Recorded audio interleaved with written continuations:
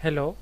इस वीडियो में हम जानेंगे कि कैसे ब्रिटिश गवर्नमेंट ने इंडिया पर 1858 से लेकर 1947 तक शासन किया। उनके शासन का तरीका क्या था, यह इस वीडियो में जानेंगे। ब्रिटिश शासन के लिए जो सिस्टम की ज़रूरत थी इंडिया में, ब्रिटिश के सिस्टम की, वह सिस्टम तैयार किया था ब्रिटिश ईस्ट इंडिया कंपनी वालों ने, जो काफ़ी पहले इंडिया में आ चुके थे और यहाँ पर राजाओं से फाइट करके उन्हें हरा के अपना सिस्टम इस्टेब्लिश किया शासन के लिए। ब्रिटिश गवर्नमेंट, ये जो ब्रिटिश गवर्नमेंट थी, पहले ब्रिटिश ईस्ट इंडिया कंपनी को कमांड दे देकर इंडिया में अपने मन मुताबिक शासन करवा रही थी। लेकिन जब 1857 में जब सिपाही विद्रोह हुआ, तो उस समय जब बहुत सारे अंग्रेज़ इंडिया में मारे गए, तो ये ब्रिटिश गवर्नमेंट ने समझ लिया कि इंडिया पर शासन करना अब ब्रिटिश ईस्ट इंडिया कंपनी के बस की नहीं है। तो फिर उसने क्या किया, ब्रिटिश गवर्नमेंट ने, कि ब्रिटिश ईस्ट इंडिया कंपनी को समाप्त कर दिया और इंडिया पर शासन खुद ब्रिटेन का गवर्नमेंट करने लगा। 1858 में ब्रिटेन में डेमोक्रेसी थी और यहाँ पर चुनी हुई सरकार यहाँ पर सत्ता संभाली हुई थी। लेकिन दिखावे के लिए ये ब्रिटेन जो है एक राज परिवार के अंडर था। यह राज परिवार का शासन अभी भी है, लेकिन वह भी सिर्फ दिखावे के लिए। तो राज परिवार का एक क्राउन होता है, तो उस क्राउन के अंडर जो भी आएगा उसे राजा या रानी कहेंगे ब्रिटेन का, और दिखावे के लिए यही राजा या रानी ब्रिटेन का हेड होता है। लेकिन प्रैक्टिकली पावर किसके पास है? पावर ये चुनी हुई सरकार के पास थी, वो अभी भी है। अब ब्रिटिश गवर्नमेंट जब मन बना ही चुकी थी कि इंडिया पर शासन करना है और वो भी डायरेक्ट, तो उसके लिए ब्रिटिश पार्लियामेंट को कानून पास करना पड़े। तो सिपाही क्रांति के बाद जो सबसे पहला कानून पास हुआ ब्रिटिश पार्लियामेंट में इंडिया पर शासन करने के लिए, वह था गवर्नमेंट ऑफ इंडिया एक्ट 1858। फिर बाद में भी government of India act British parliament में पास हुई थी, जिसमें इम्पॉर्टेंट था 1919 का एक्ट और 1935 का act. Government of India act के अलावा ब्रिटिश पार्लियामेंट ने 3 बार इंडियन काउंसिल एक्ट भी अपने पार्लियामेंट में पास कराए। एक था 1861, एक 1892 और एक 1909 का। यह तीनों इंडियन काउंसिल एक्ट 1858 के गवर्नमेंट ऑफ इंडिया एक्ट और 1919 के गवर्नमेंट ऑफ इंडिया एक्ट के बीच में आया। अब एक एक एक्ट के बारे में जानते हैं कि उसकी क्या क्या खासियत थी। 1858 से ब्रिटिश गवर्नमेंट इंडिया पर शासन करने लगा। तो जो सबसे पहला एक्ट बनाया गया गवर्नमेंट ऑफ इंडिया एक्ट 1858, इसमें इसी बात को ऑफिशियल किया गया। मतलब ब्रिटेन का जो राज परिवार था, जो क्राउन था, जो राजा या महारानी थी, वह ऑफिशियली इंडिया का महारानी या राजा बन गए। तो उस समय तो महारानी थी विक्टोरिया, तो विक्टोरिया इंडिया की महारानी बन गई और इंडिया पर क्राउन का शासन शुरू हुआ। क्राउन तो सिर्फ दिखाने के लिए था। यहाँ का असली गवर्नमेंट तो यहाँ की चुनी हुई सरकार थी, और ये चुनी हुई सरकार ऐसी थी जिसमें एक प्राइम मिनिस्टर होता था और इसके कैबिनेट मंत्री, कैबिनेट मिनिस्टर होते थे। इन कैबिनेट मिनिस्टर में से एक को चुना गया और इन्हें रिस्पॉन्सिबिलिटी दी गई इंडिया पर शासन की देखरेख करने के लिए।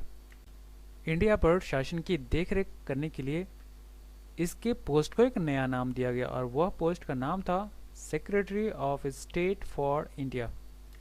Secretary of state for India को इंडिया के बारे में ज़्यादा कुछ पता नहीं हुआ करता था, क्योंकि वह इंडिया में रहा नहीं था। तो उसकी मदद करने के लिए कुछ मेंबर नियुक्त किए गए, और इन मेंबर को काउंसिल कहा जाता था। और ये काउंसिल का काम था कि secretary of state for India की मदद करना इंडिया पर शासन चलाने में। और ये जो काउंसिल के मेंबर थे, ये इंडिया में रह चुके थे काफ़ी टाइम और उन्हें इंडिया के बारे में काफ़ी कुछ पता था। Secretary of state for India ने इंडिया पर शासन चलाने के लिए अपना एक एजेंट भेजा। वह एजेंट इंडिया के उस समय के कैपिटल कलकत्ता में गया और यह एजेंट यहाँ पर अंग्रेज़ों का शासन का हेड बन गया और इसे कहा गया गवर्नर जनरल ऑफ इंडिया, क्योंकि उस समय इंडिया पर अंग्रेज़ों का शासन को क्राउन का शासन भी कहा जाता था और क्राउन जो कि एक रॉयल फैमिली से रिलेटेड था, इसलिए इस गवर्नर जनरल ऑफ इंडिया को वॉइस रॉय भी कहा जाता था। वॉइस रॉय, रॉय मतलब रॉयल फैमिली और वॉइस मतलब राजा के बाद। तो मतलब यह जो है वो यहाँ का जो रॉयल फैमिली है उसको रिप्रेजेंट कर रहा है। बाद में लोगों ने सिर्फ वायसराय कह के भी काम चलाने लगे। गवर्नर जनरल ऑफ इंडिया पूरे इंडिया की शासन की देखरेख करता था और प्रांतों की शासन की देखरेख करने के लिए एक गवर्नर नियुक्त किया गया था। जैसे कि एक प्रांत बम्बई प्रांत एक था, मद्रास प्रांत एक था, वैसे ही और भी प्रांत थे। तो इन प्रांतों की देखरेख करने के लिए गवर्नर थे और गवर्नर के ऊपर गवर्नर जनरल ऑफ इंडिया था। और गवर्नर जनरल ऑफ इंडिया और गवर्नर्स की मदद करने के लिए काउंसिल बनाए गए थे। काउंसिल, तो ये council governor general of India के लिए भी था और गवर्नर के लिए भी था। तो secretary of state for India का ही काम था गवर्नर जनरल ऑफ इंडिया को नियुक्त करना, उसको चुनना, ये गवर्नर को सिलेक्ट करना, ये गवर्नर जनरल ऑफ इंडिया के काउंसिल के मेंबर को चुनना, गवर्नर के काउंसिल को चुनना, ये सभी काम secretary of state for India का ही था। और इंडिया पर शासन पर पूरी तरह कब्जा जमाने के लिए secretary of state for India ने एक और रिस्पॉन्सिबिलिटी ले रखी थी और वह थी ICS। तो ये एग्ज़ाम के थ्रू ब्रिटेन के लोग यहाँ पर बड़े बड़े पोस्ट पर जाकर सरकारी नौकरी कर सकते थे और इंडिया के लोगों पर अपना अधिकार बनाए रख सकते थे। अगर 1858 के गवर्नमेंट ऑफ इंडिया एक्ट को ध्यान से देखें तो आपको यह पता चलेगा कि यहाँ जितने भी लोग हैं, चाहे वो secretary of state for India हो या फिर वायसरॉय हो या फिर गवर्नर हो, ये सभी के सभी यहाँ ऑफिसर्स हैं। ये सभी लोग सैलरी लेते थे और किसी न किसी के प्रति रिस्पॉन्सिबल रहते थे। जैसे governor general of India SOS को रिपोर्ट कर रहा था, SOS ब्रिटिश पार्लियामेंट को रिपोर्ट कर रहा था, उसके प्रति उत्तरदायी था। अगर यह कुछ गलत करता तो एक तो उसका काउंसिल उसे गलत करने से रोकता और अगर फिर भी ये गलत कर देता तो ये जो चुनी हुई सरकार थी उसकी बदनामी होती और अगले इलेक्शन में उसे हारना पड़ता। इसलिए इस चेन में जितने भी लोग थे सब पर कंट्रोल था। अब मैं बताता हूँ 1861 का इंडियन काउंसिल एक्ट के बारे में। 1858 के गवर्नमेंट ऑफ इंडिया एक्ट के बाद यहाँ पर तो गवर्नर जनरल ऑफ इंडिया आ तो गए और उनके साथ एग्जीक्यूटिव भी आ गए, लेकिन कोई प्लान नहीं था तो वे सभी काम से ओवरलोडेड हो गए, उनको बहुत सारा काम करना पड़ गया। सेम हाल यहाँ पर प्रांतों में भी था। यहाँ पर भी जो गवर्नर थे और उनके जो एग्जीक्यूटिव थे उन सभी को ओवरलोड काम करना पड़ रहा था। तो इन सभी परेशानियों को दूर करने के लिए ब्रिटेन के पार्लियामेंट ने एक कानून पास किया, इंडियन काउंसिल एक्ट 1861, और इसके अकॉर्डिंग कानून यह हो गया कि अब ये जो यहाँ पर वायसराय है तो उसकी हेल्प करने के लिए जो एग्जीक्यूटिव हैं अब वह कैबिनेट की तरह काम करेंगे। मतलब ये सबसे ऊपर तो गवर्नर जनरल ऑफ इंडिया रहेगा और इसको मदद करने के लिए ये जो एग्जीक्यूटिव हैं इनको ज़्यादा पावर दिया गया और इनको सभी को अलग अलग डिपार्टमेंट दे दिया गया। तो अब जो भी प्रॉब्लम रहता किसी सब्जेक्ट के शासन से रिलेटेड या फिर कानून से रिलेटेड, तो सीधा सीधा इन एग्जीक्यूटिव काउंसिल को पूछा जा सकता था। इससे ये जो गवर्नर जनरल था उस पर लोड कम हो गया। काउंसिल का एक और ग्रुप बनाया गया, ये था लेजिस्लेटिव ग्रुप।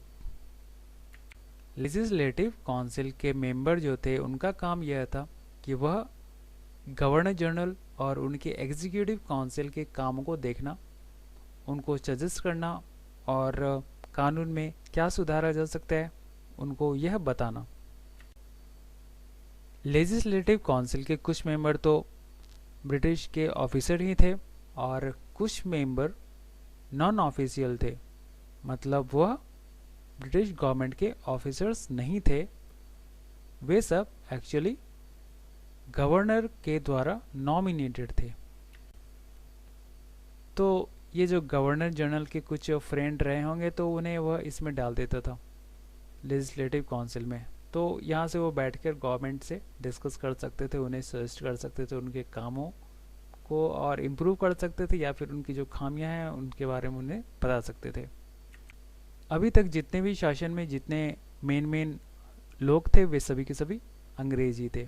यहाँ गवर्नर जनरल ऑफ इंडिया, उसके एग्जीक्यूटिव काउंसिल, इधर प्रांतों में गवर्नर और उसके एग्जीक्यूटिव काउंसिल, ये सभी अंग्रेज ही थे। यहाँ तक कि जो इंडियन सिविल सर्विस से आए हुए ऑफिसर थे वे भी सभी के सभी अंग्रेज ही थे। तो पूरे के पूरे इंडिया में जो हायर लेवल जो शासन कर रहा था उस ग्रुप में इंडियन लगभग नहीं के बराबर थे। लेकिन 1861 में कुछ इंडियन यहाँ लेजिस्लेटिव काउंसिल में आ पाए, क्योंकि वे ये जो गवर्नर जनरल है उनके द्वारा नॉमिनेट हो रहे थे। तो इनका अगर कोई फ्रेंड था इंडियन, अच्छा फ्रेंड, तो वह इस लेजिस्लेटिव काउंसिल में आ सकता था। यह लेजिस्लेटिव काउंसिल का कंसेप्ट इधर प्रांतों में भी लाया गया। यहाँ पर भी एक ग्रुप बनाया गया जो एग्जीक्यूटिव काउंसिल है उसके कामों को देखे और उसे सजेस्ट करे। लेकिन इसके ज़्यादातर मेंबर गवर्नमेंट के ऑफिसर ही थे, अंग्रेज ही थे, और कुछ मेंबर यहाँ गवर्नर के द्वारा नॉमिनेटेड थे। तो ये लेजिस्लेटिव काउंसिल जो है एक तरह से एग्जीक्यूटिव काउंसिल पर लगाम लगाने का काम करता था। तो यह सब कंसेप्ट जो आया लेजिस्लेटिव काउंसिल और पोर्टफोलियो सिस्टम, ये सभी 1861 के इंडियन काउंसिल एक्ट में आया था। अब देखते हैं 1892 के इंडियन काउंसिल एक्ट की क्या खास बात थी। ये टाइम को देखें, यह टाइम है 1892 और कांग्रेस, इंडियन नेशनल कांग्रेस का गठन जो हुआ था वो हुआ था 1885 में।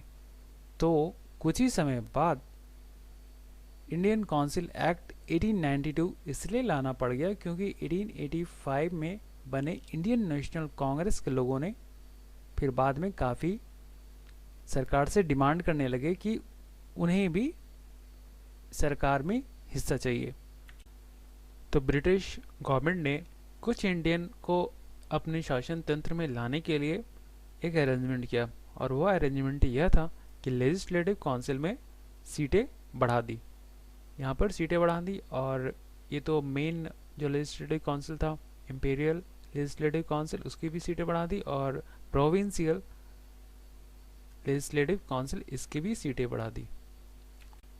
और ये बढ़ाई हुई सीटों पर जो अब इंडियन जो आने वाले थे यहाँ पर, और यहाँ पर वे इंडियन के द्वारा ही चुने जाने वाले थे, ना कि गवर्नर जनरल के द्वारा।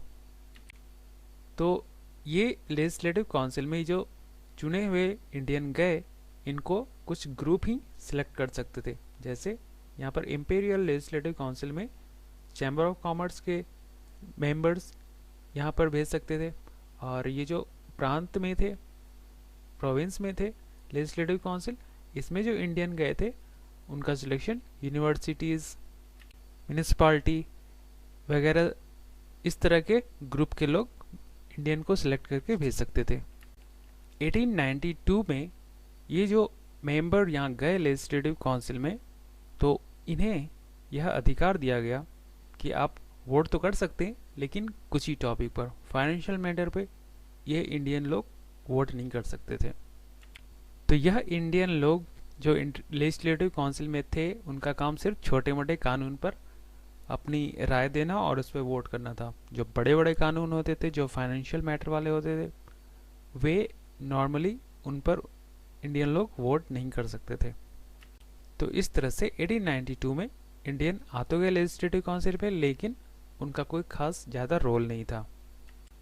एग्जीक्यूटिव काउंसिल और गवर्नर जनरल ऑफ इंडिया सबसे ज़्यादा पावरफुल थे। वे चाहे तो कानून लेजिस्लेटिव काउंसिल में पास हुए बिना भी लागू कर सकते थे। अब देखते हैं 1909 के इंडियन काउंसिल एक्ट की क्या खास बात थी। 1909 के पहले तक इंडियन लोग अब लेजिस्लेटिव काउंसिल में आ चुके थे और प्रोविंशियल काउंसिल में भी आ चुके थे, लेकिन उनका पावर कम था। तो ये सब अब गवर्नर जनरल से क्वेश्चन पूछने लगे, तो इससे ब्रिटिश गवर्नमेंट को थोड़ी प्रॉब्लम होने लगी, क्योंकि ये लोग तो उसके नॉमिनेटेड तो थे नहीं। नॉमिनेटेड तो इसमें था, और इसमें गवर्नमेंट के ऑफिशियल ब्रिटिश के ऑफिसर भी थे और नॉमिनेटेड भी थे, लेकिन कुछ लोग बिना नॉमिनेशन के आ गए थे। वे लोग अलग अलग ग्रुप से सिलेक्ट होकर आ रहे थे, जैसे चैम्बर ऑफ कॉमर्स। तो फिर ब्रिटिश गवर्नमेंट ने इनकी एकता को तोड़ने के लिए एक चाल चली, और वह चाल जो है इंडियन काउंसिल एक्ट 1909 में आया। तो इस इंडियन काउंसिल एक्ट के तहत अब जो सीटें थोड़ी बढ़ा दी गई यहाँ पर लेजिस्लेटिव काउंसिल में, लेकिन कुछ सीटें यहाँ पर रिजर्व कर दी गई, और ये रिजर्व सीटें रिलीजन के बेस पे थी। मतलब इन सीटों पर सिर्फ मुस्लिम का अधिकार होगा, और ये जो मुस्लिम लोग आएंगे उन्हें भी सिर्फ मुस्लिम लोग ही सिलेक्ट करके इधर लेजिस्लेटिव काउंसिल में भेज सकते हैं। तो इस तरह से 1909 के इंडियन काउंसिल एक्ट में यहाँ पर ब्रिटिश गवर्नमेंट ने ये इंडियन लोगों की एकता को तोड़ने के लिए एक नया एक्ट लाया। पहले जहाँ ये इंडियन लोग फाइनेंशियल मैटर पर क्वेश्चन नहीं पूछ सकते थे, अब 1909 में इन्हीं के अधिकार को और थोड़ा बढ़ाया गया। अब वे सरकार से फाइनेंशियल मैटर पर भी क्वेश्चन पूछ सकते थे, लेकिन वोटिंग का अधिकार फाइनेंशियल मैटर पर अभी भी इन्हें नहीं दिया गया था। 1909 के इंडियन काउंसिल एक्ट के पहले कुछ ही ग्रुप थे जो यहाँ पर लेजिस्लेटिव काउंसिल के मेंबर को सिलेक्ट कर सकते थे। अब वे ग्रुप जिनको यहाँ के मेंबर को सिलेक्ट करना है, वो ग्रुप बढ़ाया गया। दोनों ही लेजिस्लेटिव काउंसिल, तो इंपेरियल लेजिस्लेटिव काउंसिल और दूसरा प्रोविंशियल लेजिस्लेटिव काउंसिल के मेंबर को सिलेक्ट करने के लिए अब ज़्यादा से ज़्यादा ग्रुप आ गए थे, और उन ग्रुप के मेंबर का जो सिलेक्शन प्रोसीजर था वह भी लीगलाइज हो गया। तो ज़्यादातर वैसे लोग थे उस ग्रुप में जो अमीर हुआ करते थे, जो टैक्स पेयर थे, और जो बड़े बड़े जमींदार थे, वही सब थे जो यहाँ पर सिलेक्टिव लोगों को लेजिस्लेटिव काउंसिल में भेज सकते थे। 3 बार इंडियन काउंसिल एक्ट आने के बाद फिर से गवर्नमेंट ऑफ इंडिया एक्ट आता है। तो इसमें से एक था 1919 का गवर्नमेंट ऑफ इंडिया एक्ट। तो देखते हैं 1919 का गवर्नमेंट ऑफ इंडिया एक्ट में क्या खास बातें थी। इस समय तक अब कैपिटल इंडिया का दिल्ली बन चुका था, और यहाँ पर लेजिस्लेटिव काउंसिल थी जिसमें इंडियन आ चुके थे। अब याद रखने के लिए कि 1919 के गवर्नमेंट ऑफ इंडिया एक्ट में क्या क्या हुआ था, यह याद रखना है कि 19 में 2 बार 19 आया है। तो सेंटर में भी लेजिस्लेटिव काउंसिल को 2 भागों में तोड़ा गया। एक पार्ट जो मेन पार्ट था वह बन गया लेजिस्लेटिव असेंबली, और दूसरा पार्ट बन गया काउंसिल ऑफ स्टेट। तो अगर वर्ड को ध्यान से देखें तो पहले था लेजिस्लेटिव काउंसिल, ये 2 भागों में डिवाइड हुआ। तो लेजिस्लेटिव का एल इधर आ गया, लेजिस्लेटिव असेंबली, और लेजिस्लेटिव काउंसिल का काउंसिल इधर आ गया, काउंसिल ऑफ स्टेट। अभी जो सेंटर में लोकसभा और राज्यसभा है वह एक्चुअली इसी मॉडल पर इस्टेब्लिश किया गया है। काउंसिल ऑफ स्टेट और लेजिस्लेटिव असेंबली में ज़्यादा अंतर नहीं था, दोनों में ही गवर्नर जनरल के द्वारा नॉमिनेटेड लोग भी थे, अंग्रेज के ऑफिसर भी थे और कुछ इंडियन भी थे जो अलग अलग ग्रुप से इलेक्ट होकर आए थे। काउंसिल ऑफ स्टेट में कम मेंबर थे और लेजिस्लेटिव काउंसिल में ज़्यादा मेंबर थे, और काउंसिल ऑफ स्टेट का पावर भी थोड़ा कम था फाइनेंशियल बिल के रिलेटेड। 1919 में ये जो प्रांत की सरकारें थी उसके भी स्ट्रक्चर में चेंज किए गए।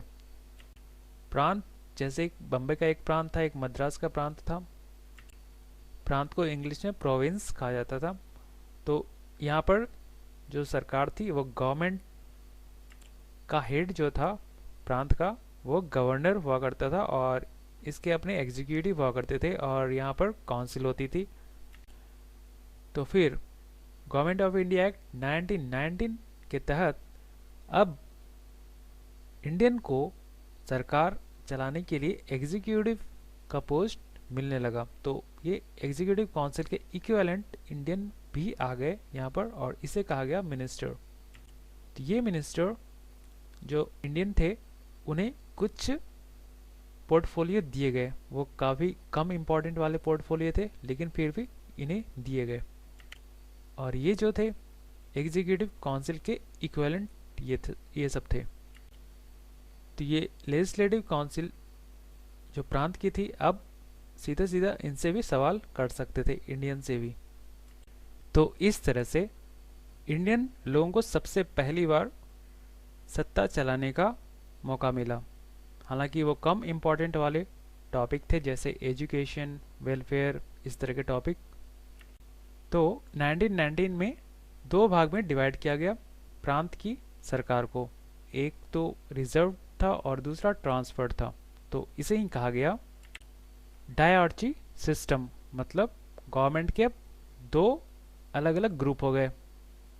एक ग्रुप तो अंग्रेजों का था, एक ग्रुप इंडियन लोगों का था। लेकिन यह सब वैलिड था सिर्फ प्रोविंस के गवर्नमेंट के लिए। सेंटर पे क्या हो गया था, सेंटर पे भी यहाँ लेजिस्लेटिव काउंसिल दो भाग में डिवाइड हो गया था। तो इस तरह से 1919 ये ड्यूअल है, सेंटर पे भी ड्यूअल चीज़ हुआ और प्रोविंस के गवर्नमेंट में भी ड्यूअल चीज़ हुआ। तो इसे याद रखना इजी होगा। अब देखते हैं 1935 तो गवर्नमेंट ऑफ इंडिया एक्ट क्या था। इस समय तक आते आते इंडियन लोगों का विरोध काफ़ी तेज हो चुका था। वे लोग इंडिया के शासन में आना चाहते थे और वह भी पावरफुल तरीके से। तो 1935 में एक एक्ट बनाया गया ब्रिटिश पार्लियामेंट में, गवर्नमेंट ऑफ इंडिया एक्ट। और इस एक्ट में जो सबसे बड़ी बात थी वह यह कि जो प्रोविंस की जो गवर्नमेंट थी यहाँ पर, तो इसमें जो गवर्नर था उसके नीचे पहले एग्जीक्यूटिव काउंसिल जो रहते थे अंग्रेज, अब वे काफ़ी कम हो जाएंगे और ज़्यादातर यहाँ पर इंडियन मिनिस्टर्स या इंडियंस एग्जीक्यूटिव काउंसिल रहेंगे। डायरकी सिस्टम समाप्त कर दिया गया था। अब सीधा सीधा गवर्नमेंट की रिस्पॉन्सिबिलिटी, प्रोविंस के गवर्नमेंट की रिस्पॉन्सिबिलिटी इंडियन के हाथों में आ गई थी। सिर्फ कुछ रिजर्व टॉपिक थे जिसका फैसला गवर्नर करेगा, बाकी सारा का सारा चीज़ अब इंडियन लोग करने वाले थे। और उससे भी बड़ी बात यह थी ये लेजिस्लेटिव काउंसिल में जो मेंबर आने थे उनका चुनाव अब जनरल पब्लिक कर सकती थी उस प्रांत के। तो इस तरह से 1935 में फर्स्ट बार पॉपुलेशन को अधिकार दिए गए थे लेजिस्लेटिव काउंसिल में मेंबर भेजने के लिए।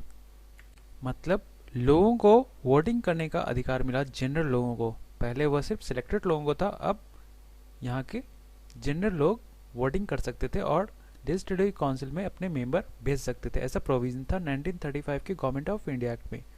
और ये जो प्रांत की सरकार थी वो अब ज़्यादातर इंडियन के हाथ में आने वाला था और सिर्फ कुछ टॉपिक गवर्नर के हाथ में रहने वाले थे और ज़्यादातर कंट्रोल अब इंडियन करने वाले थे। आगे चल के इलेक्शन भी हुए और कई सारे प्रांतों में इंडियन नेशनल कांग्रेस मेजॉरिटी में भी आए। लेकिन बाद के समय में इंडियन नेशनल कांग्रेस के बहुत सारे मिनिस्टर्स ने रिज़ाइन कर दिए। इस सिस्टम से इंडियन लोगों को ज़्यादा फ़ायदा नहीं हुआ क्योंकि जो सबसे अभी भी पावरफुल था वो था गवर्नर जनरल ऑफ इंडिया, और वो इन लोगों से कंसल्ट ज़्यादा नहीं करता था। वह अपने मन से कुछ भी रूल लगा सकते थे और कोई भी कानून निकाल सकते थे। 1935 के गवर्नमेंट ऑफ इंडिया एक्ट आने के बाद भी इंडिया में अंग्रेज़ों का विरोध जारी रहा और अल्टीमेटली 1947 में अंग्रेज़ों को इंडिया से अपना कंट्रोल पूरी तरह हटाना पड़ा। इंडिया में सिर्फ प्रांत ही नहीं थे, रजवाड़े भी थे। तो ये दोनों में अंतर ये था कि प्रांत का जो हेड था वो गवर्नर हुआ करता था, जो अंग्रेज हुआ करते थे, और ये जो प्रिंसली स्टेट थे जिसे रजवाड़े भी कहते थे, उसका हेड यहाँ का राजा हुआ करता था। रजवाड़ों में अंदरूनी मामलों की देखरेख वहाँ के राजा करते थे, लेकिन एक्सटर्नल मामलों की देखरेख गवर्नर जनरल ऑफ इंडिया और उसके एग्जीक्यूटिव काउंसिल करते थे। 1935 के गवर्नमेंट ऑफ इंडिया एक्ट में एक और प्रपोजल था जिसमें इंडिया को एक फेडरेशन बनाया गया था और सभी रजवाड़ों को बोला गया था कि आप इस फेडरेशन से जुड़ जाइए। लेकिन यह प्रपोजल बहुत सारे रजवाड़ों ने नहीं माना। तो इस वीडियो में इतना ही है। Thank you.